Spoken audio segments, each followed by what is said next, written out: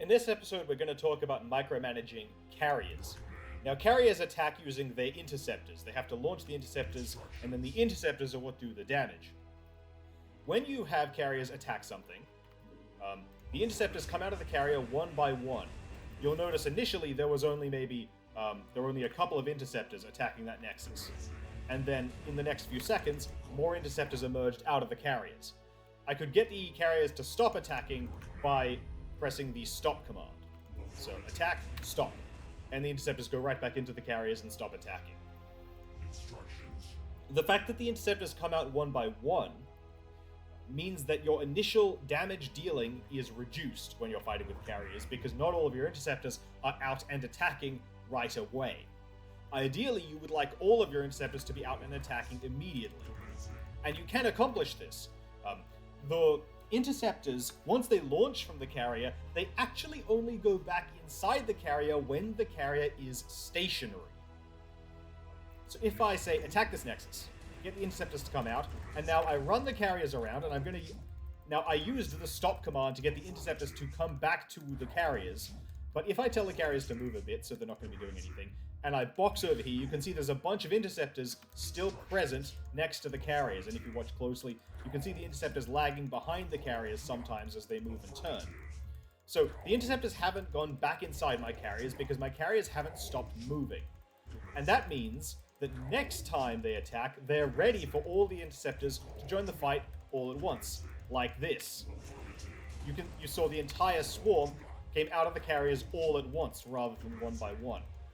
So get your carriers to attack one of your own buildings, something that has a lot of health so you won't kill it, so that all their interceptors actually come out, and then just don't let them stop moving until it's time to go attack the enemy. And there should be enemy forces over here, and then all the interceptors will come out of the carriers all at once. Like this. And remember, if you want your interceptors to stop fighting, press the stop command on your keyboard, which I just did, and the interceptors will move back to the carriers.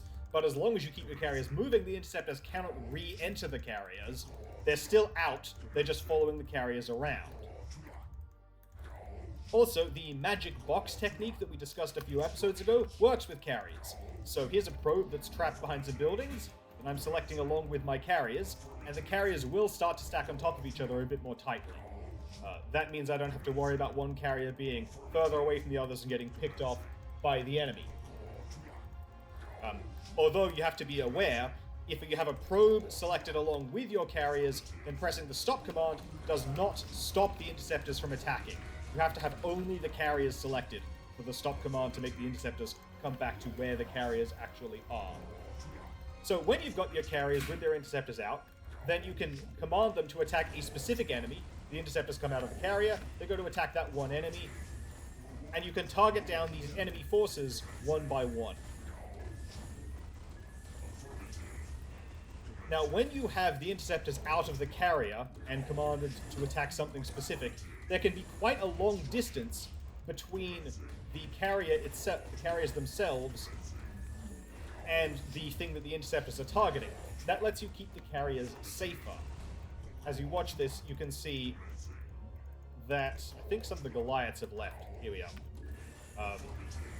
You can see that I can have my interceptors attacking a Goliath and run my carriers away from that Goliath at the same time, so that if those interceptors, the Goliaths came to attack my base, so that if those units that my interceptors are attacking are trying to target down the carriers, which is a good idea to do if you can, they have to run forwards through this swarm of interceptors that's actively destroying those Goliaths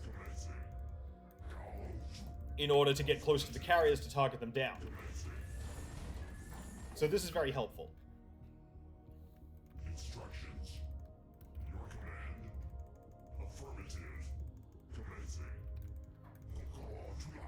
And I'm going to demonstrate this again. Now that my carriers are tightly clustered, that I've got the magic boxing properly, I'm going to have them attack my nexus to get all those interceptors out. And once most of the interceptors are out, I'm going to select the carriers, press S to make the interceptors come back to the carrier, rather than finishing killing the nexus. And now I'm going to go attack some of these Goliaths. So, target the Goliath and have the carriers run away. Target the Goliath and have the carriers run away. Target the Goliath and have the carriers run away. and that means while I'm taking these Goliaths down, the carriers themselves are always staying very safe. These Goliaths can't even hit the carriers because of this cliff that I'm staying at the top of, so they're mostly not even getting vision of the carriers. They're having a very hard time being able to target them. Now, a really good player in this situation, with this many Goliaths, will not actually try to target your carriers. They'll just hold position their Goliaths here. This is controlled by the AI, and the AI is very dumb, so it's not doing this. But a good player will hold position their Goliaths, and will just try to target down a lot of your interceptors, rather than trying to hit the carriers themselves. And in that way, they can still drain your resources, because they're forcing you to rebuild your interceptors the whole time. These Goliaths are way too focused on trying to kill the carriers that are attacking them, not the interceptors. So they're barely accomplishing anything. But this is still a good situation to practice your carrier micro. So try to make use of that long range there is between the carriers and the target the interceptors are attacking. The interceptors don't have to be very close to the thing they're trying to kill. No, the carriers don't have to be close to the thing that the interceptors are trying to kill. There's quite a lot of range there. If you go far enough away, the interceptors will still eventually come back to the carrier. Although in that instance, the interceptors killed the pylon before they got far enough away to trigger that recall. Let's try it with the gateway. Gateway might live long enough. Yeah, see, the interceptors didn't finish killing the gateway. They headed back to the carriers because the carriers got far enough away from the gateway that the interceptors were forced to return. If your carriers get too far away from what the interceptors from where the interceptors are, the interceptors will have to come back to the carrier. But that's a very long distance, which allows the carriers to kind of get a long-range siege effect going, if you control them well. So micromanaging your carriers well, to keep them away from the things that would try to target them down, while still having the interceptors target what you want. Getting those interceptors out of the carriers before you start attacking is very helpful, because then the carriers can do big volleys of damage right away, rather than having to wait for each interceptor to individually leave the carrier. And using a trapped probe to magic box your carriers, also very helpful. It lets you keep the carriers together in one place, which makes it easier to fly them away from wherever the enemy army is.